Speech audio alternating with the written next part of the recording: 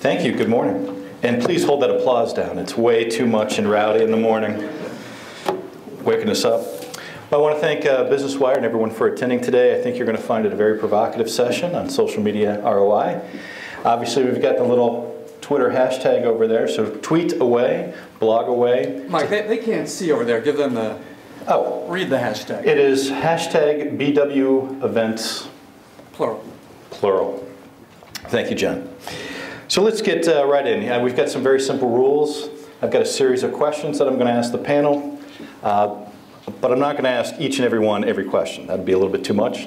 They're more than welcome to jump in, with the exceptions of the first and last question. So I'm going to ask everyone the first and the last. And the first one is just to set the stage.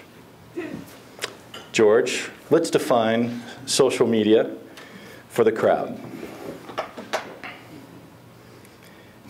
We only have an hour, George. Yeah, to me, social media is, particularly software and software as a service that allows you to share things, right?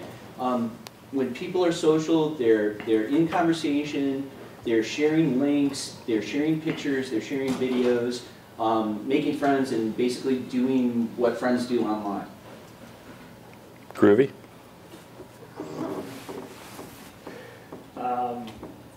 Published interaction.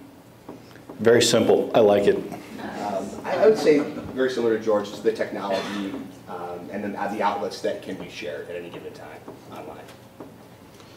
And I'm going to steal from Matt Dickman. Go. And steal away. He's not here. Any technology that facilitates communication and relationship building.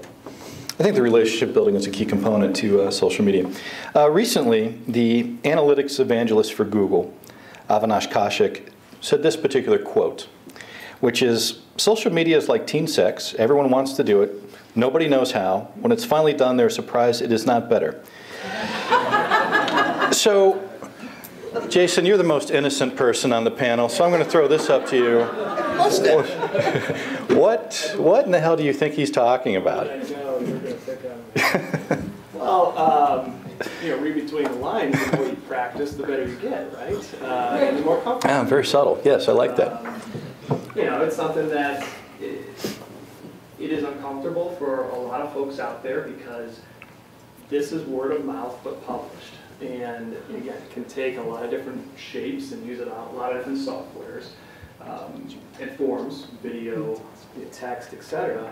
But it's something that this is a way that communication is going and has been going for quite some time. So it's uncomfortable in that aspect that a lot of folks haven't jumped into it. But once you start wading into it, you give it some time, some practice, it becomes easier. It's still communication, just slightly different form. Also, the anticipation is so great. And the number of companies that I've worked with who are so eager and anxious that they see presentations, like you gave at the Sales and Marketing Executive Conference last month, where they see the potential, and any bright executive can see a presentation like you gave that defined the power, the potential, the reach of social media, and there's this eagerness and anticipation. They want to belong. They want to play in that pool, but when they start, it's bad, and the results are bad, and you're not getting the results right away, and it can be demoralizing and depressing, and a lot of people, and even the New York Times report, like 80% of people who jump in are out in a month. Either they didn't know how to do it, their expectations were off, or it somehow didn't fulfill their expectations. I like to think that people talk about what was the tipping point for a lot of things, and people say Oprah in the springtime talked about Twitter, so every single client I think in the marketing world wanted to do Twitter because Oprah mentioned it, and that's the type of thing you got before you do anything, before any type of marketing strategy. I mean, you have to really have some good reasons to be doing this stuff, and so many people just did it just to do it and say they did it, they checked it off, and that's just the wrong reason to do it. So my reason for jumping into social media because Ashton Kutcher, for example, is on there. Bad idea? Yeah, bad ROI. All right, fair enough. Which this really leads into the next question very well. And Dominic, because I just love that mustache, I got to ask you this question. Is there a definable business rationalization for using social media? You know, it all depends on what your goals are, and it depends on your audience. And the first thing you do with any type of marketing, and if anyone hear me, I'm pretty loud as I am myself, so I don't need a microphone.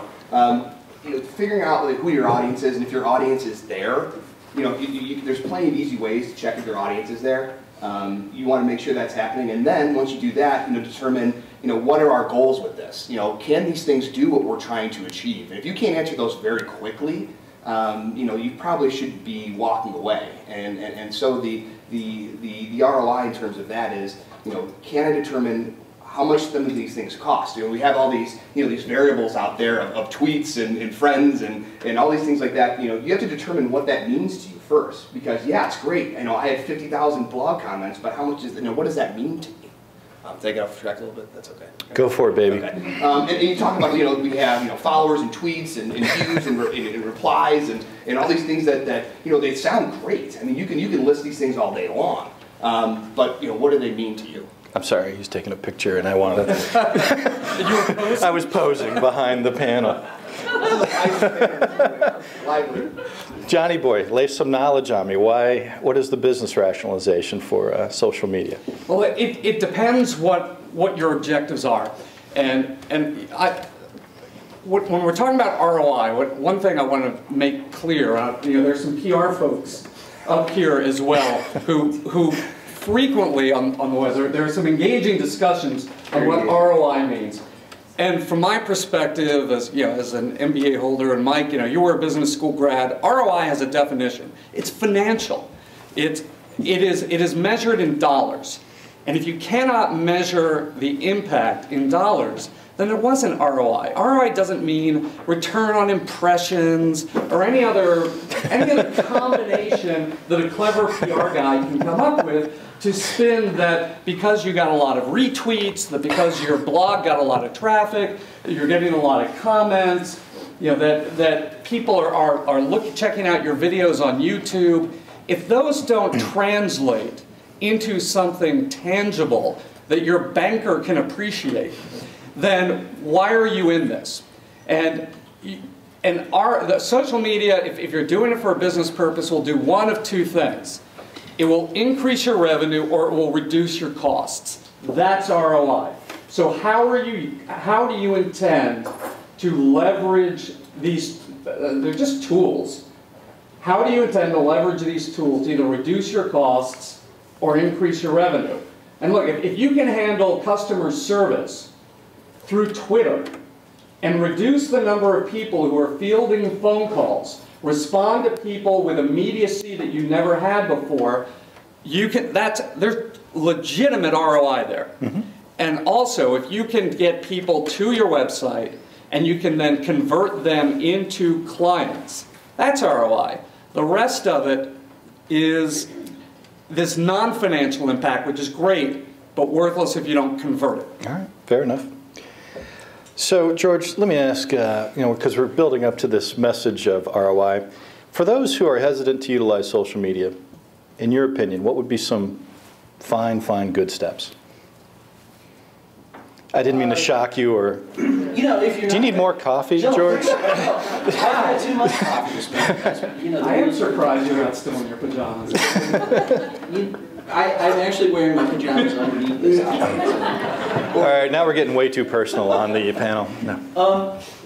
You know, lately my advice has been to people, if you're not involved in social media now, and you're resistant to it, don't even bother. You know, just continue what you're doing and not get involved with social media. Because to me, you either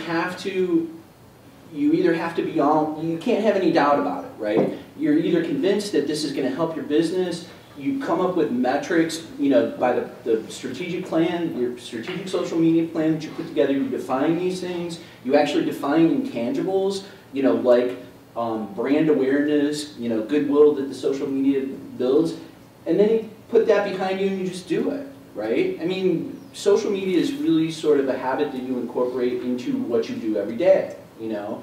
And until you're ready to make that commitment, even if it's like for 10 minutes a day, I'm actually going to read, you know, some blogs and leave a comment someplace, right? It's that simple, you know. But if you're not already there and not already doing it, then don't even bother because the ship has sailed, kind of thing. Okay, that's positive, upbeat vibe on the whole social media thing. Jason?